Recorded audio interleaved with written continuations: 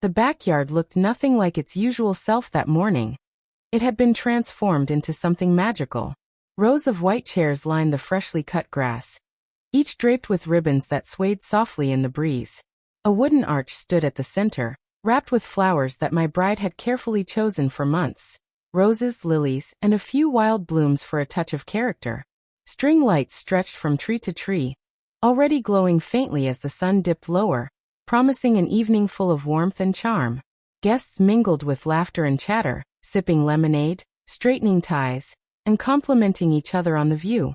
It was intimate, not extravagant, but it was perfect. As I stood at the edge of the yard, my heart raced with anticipation. I caught sight of my bride stepping out through the patio doors, the train of her dress trailing behind her, the light catching in her veil. The crowd seemed to fade away for a moment. All I could see was her. Smiles and whispers followed her as she walked, her eyes locked on mine. This was the moment I had dreamed of. No grand hall, no rented ballroom, just love, family, and a sense of home. Everything felt right. I took her hand, steadying both of us with a quiet squeeze. The officiant cleared his throat, ready to begin. For a fleeting moment, nothing else in the world mattered. It was our day, and nothing could ruin it, or so I thought. Just as the officiant began speaking, a sharp, grating voice cut through the soft music and laughter. My stomach sank, because I knew that tone all too well. From the other side of the fence appeared Karen, the neighborhood's self-appointed enforcer of rules and the terror of the HOA meetings. She marched forward with her arms folded tightly across her chest, lips pursed so hard they nearly disappeared. The look on her face could have soured milk. "Unbelievable," she muttered loudly enough for everyone to hear.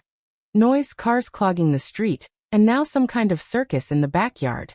This is exactly why HOAs exist. Her voice was laced with contempt, and soon she was addressing the crowd rather than just me. "Do you people have any idea how disruptive this is? This isn't a wedding venue. It's a neighborhood." A hush fell over the guests, who exchanged awkward glances. A few tried to keep smiling, pretending not to notice, but Karen wasn't one to be ignored. She kept rattling off complaints, about parking, about people trampling her property values, even about the chairs lined neatly in my own yard. My bride's expression faltered, and I felt her hand tighten around mine. I raised my voice calmly, hoping to diffuse her. "Karen, this is a private wedding. Please let us celebrate in peace." She sneered. "Peace? You'll have the HOA to deal with after this mess." Her eyes glinted with a promise of more trouble to come. And I knew this wasn't over. Karen's voice grew louder, drowning out the music and the murmurs of the guests.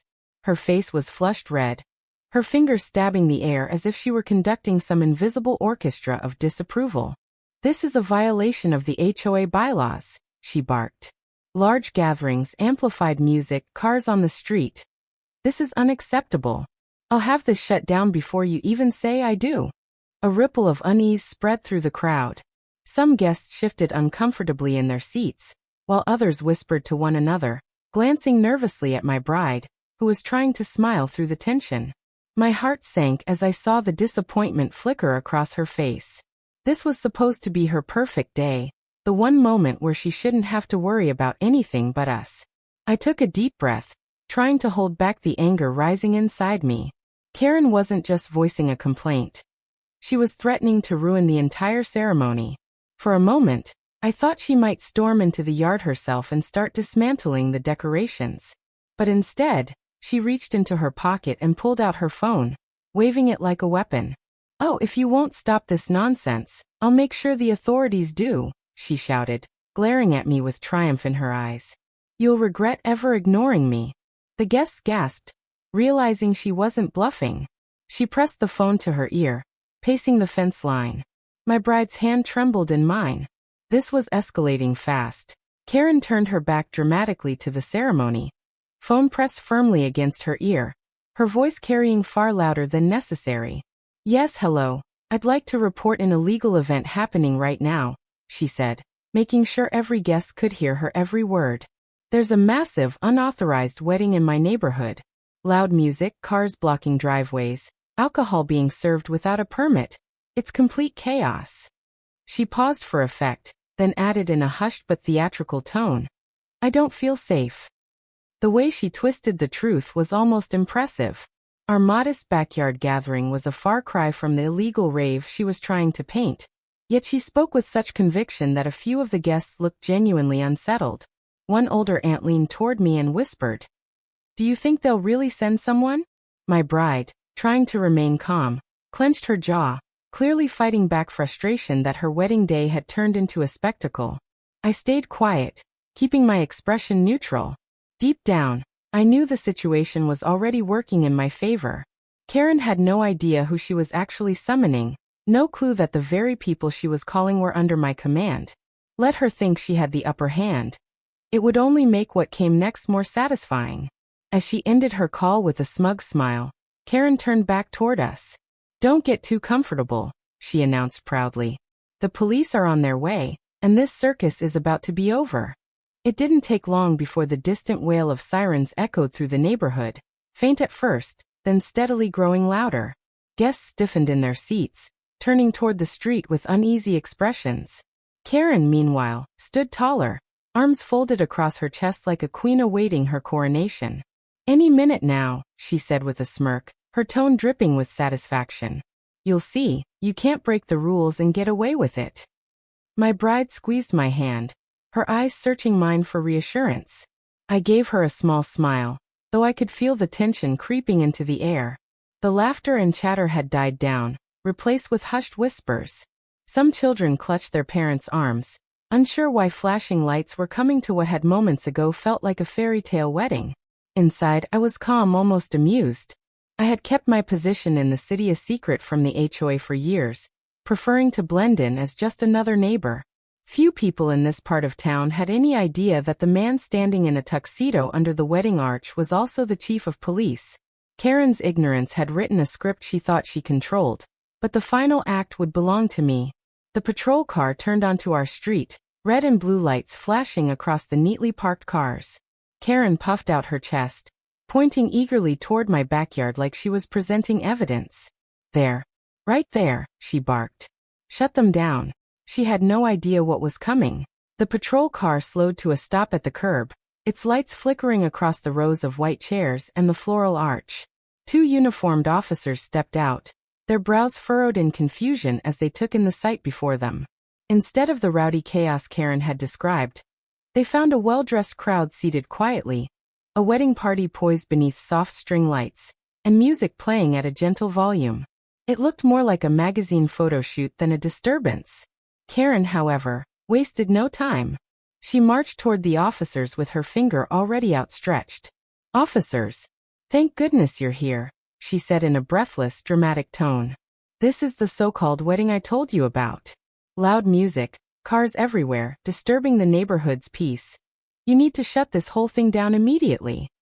The officers exchanged a glance, then looked past her toward me. Recognition flickered across their faces almost instantly.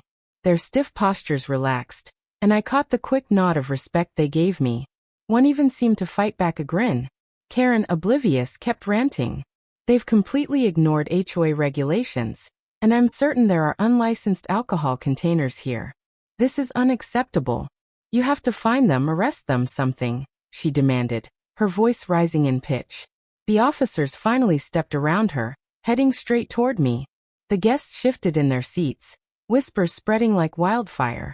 My bride tilted her head, watching carefully, as the truth hovered just on the edge of being revealed. I stepped forward, straightening my tuxedo as the two officers approached. Their eyes met mine, and almost instantly their confusion gave way to recognition. One of them gave a respectful nod. "Chief," he said quietly, his tone carrying more weight than Karen could ever understand. The word alone was enough to draw gasps from some of the guests closest to us. Karen's head snapped toward me, her face twisting in disbelief. "See, Chief?" she stammered, blinking rapidly as though she hadn't heard correctly. Her smugness faltered, replaced by a dawning realization that she had just played herself in front of an entire crowd. I allowed a small smile, calm and steady. "Yes, Karen," I said evenly. "I'm the police chief of this city. And you just called my officers to my own wedding." The crowd erupted in murmurs, some chuckling, others outright laughing. My bride's eyes lit up with relief, the tension in her shoulders melting as she finally allowed herself to enjoy the moment. Karen, on the other hand, looked like she wanted the earth to swallow her whole. She tried to recover, sputtering excuses. Well, I didn't know. You should have registered the event, notified the HOA. This is still against the rules. But her voice wavered, losing its edge. The officers didn't bother humoring her. One simply crossed his arms, waiting for my cue, while the other looked amused. Karen's authority had evaporated in an instant, and everyone knew she had lost control. I turned to Karen, keeping my voice calm but firm, the way I would with any citizen who had just crossed a line. Karen, do you realize what you've done? You made a false 911 call, tying up emergency resources for something that isn't even remotely a crime. Her face drained of color as I continued. That's not just petty, it's a serious offense. The officers nodded in agreement, one of them pulling out a small notepad to jot down the details. Karen's bravado crumbled, she stammered. I thought it was against the law. I was only protecting the neighborhood. The excuse sounded weak, even to her own ears. Guests chuckled softly, shaking their heads at her performance. One of the officers gave her a stern look. Ma'am, this is a wedding, not a disturbance. You wasted police time and disrupted an event that's clearly peaceful. Consider this your official warning. Any more false reports and we'll take action. Karen's mouth opened and closed, but no words came out. Her usual fire had been doused completely. With no choice but to retreat, she muttered something under her breath and slinked back toward her house, her shoulders hunched in defeat. The mood shifted instantly.